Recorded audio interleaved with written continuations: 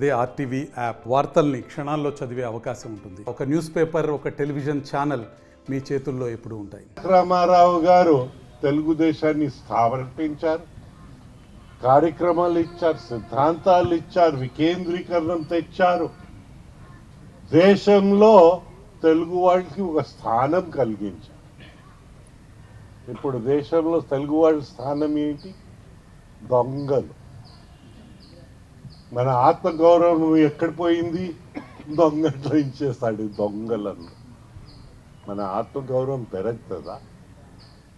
ఉన్న ఇన్వెస్ట్మెంట్స్ అన్నీ వెళ్ళిపోయాయని పత్రికలు ఘోషణ చేసినా సిగ్గు రాలే.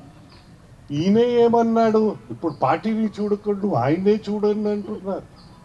పోలే పెద్ద ఆయన ఏం చేసావంటే, నేను డబ్బున్న మనిషి, నేను అర్నా జూట్ మిల్ కొనేసుకోగలుగుతాను, సర్వరాయ్ కొనేసుకోగలిగి మేము తిప్తామని అన్నాడు. ఆ కార్మికులు పాపం తిప్తాడంటే వారి మిల్లు కొనేసి తిప్తాడు అనుకున్నారు. వారికి వచ్చే బెనిఫిట్స్ దానికోసం తిరుగుతారని వారు ఊహించలే. ఇలా తిప్తారని వారికి చట్టరీత్యా, రాజ్యాంగం రీత్యా రావాల్సింది. అది మాత్రం వారికి అందకంట. పాపం తిప్తా తిప్తా తిప్తా ఉన్నారని విషయం ఎలా తెలుసు మీకు? మాకు ఇదిలో చెప్తా ఉన్నా. అరగంటలో సమస్యల్ని పరిష్కారం చేస్తారని మీ ముఖ్యమంత్రి స్టేట్మెంట్ ఇస్తారు. అయ్యా, ఎన్ని అరగంటల స్పందన కార్యక్రమంలో ఎన్ని అరగంటలు అయిపోయాయి? ప్రజలు ఎన్నో రిప్రజెంటేషన్స్ ఇచ్చారు. అయితే ఈ పార్టీ గురించి మాట్లాడటం, నా గురించి మాట్లాడు, నేను అందరూ అందుబాటులో ఉంటానని. అందుబాటు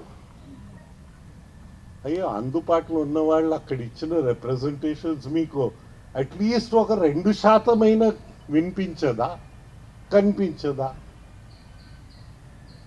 ఆలోచించండి మేమందరినీ కోరుతా ఉన్నాం. పార్టీలు ఏంటి, వ్యక్తులు ఏంటి, వారిచ్చిన భాష వినియోగము అది కూడా చూస్తే, అయ్యా రామా, నాకు అదృష్టం ఈ భాష సభల్లో వినక్కర్లాగంటే అయిపోయింది. మీరు ఎలా వింటున్నారు చాలా సభల్లో నాకైతే అర్థమే కావటం లేదు. ఆ బూత్ మాటలు వింటా పోయి నా దగ్గర యూట్యూబ్ నుంచి కొందరు తెచ్చి ఇస్తున్నారు. గౌరవం ఇచ్చి పుచ్చుకునే మనిషి భాష అది కానే కాదని విషయం నేను మీకు అందరికీ మనవి చేస్తా ఉన్నా. అయితే ఆయన పార్టీని చూడ. మరిన్ని వీడియోస్ కోసం ఛానల్ ని సబ్స్క్రైబ్ చేయండి. లేటెస్ట్ అప్డేట్స్ కోసం వాట్సాప్ ఛానల్ ని ఫాలో చేయండి.